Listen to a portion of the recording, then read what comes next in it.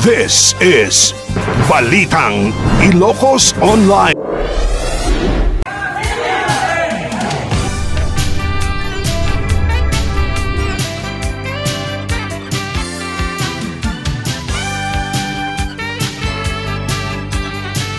Trending ngayon ang 26 anyos na miyembro ng LGBTQ dahil sa husay nito sa paglaro ng basketball.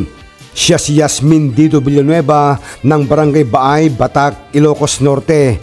Bagamat malambot ang kanyang puso, matigas naman ang kanyang katawan tuwing sumasali sa basketball. Sumasali din sa mga beauty contest at hindi rin nagpapatalo sa mga kalaban. High school pa lang daw noong sumali sa basketball si Yasmin at doon nakita ang kanyang galing sa paghawak ng bola.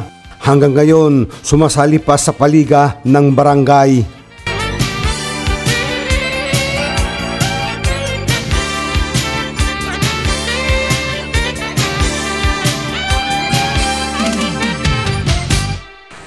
Bata pa lang po kasi ako talagang sa basketball na ako nag-excel maglaro, sir.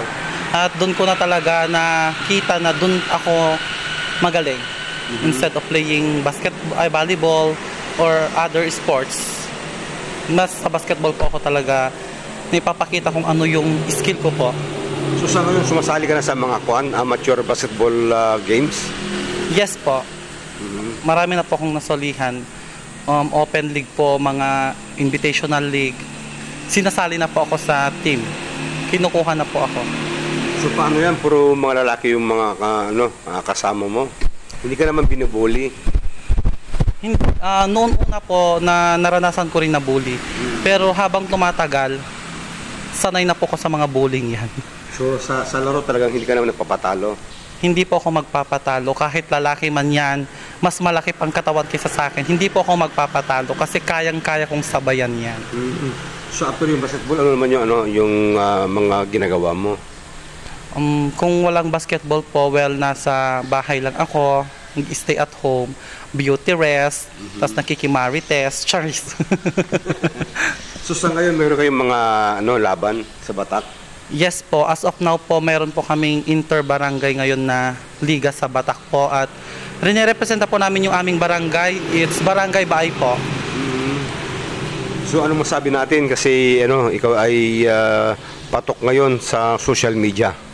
Well, gusto ko lamang po magpasalamat sa mga taong sumusuporta sa akin, of course, and so may barangay, gusto sa mga suporta ng aking barangay po, nagpapasalamat ako at sa mga patuloy pa rin na sumusuport kung ano ako at tinanggap ako sa komunidad po. So wala ka namang discrimination sa mga ibang laro? Nung una po, marami po at yun pag na-import po sa other municipalities or province, hindi po talaga may iwasan. Marami pong magbabash at magdi-discriminate sa atin. Kasi nga po, ang alam ng lahat is basketball is for boys only.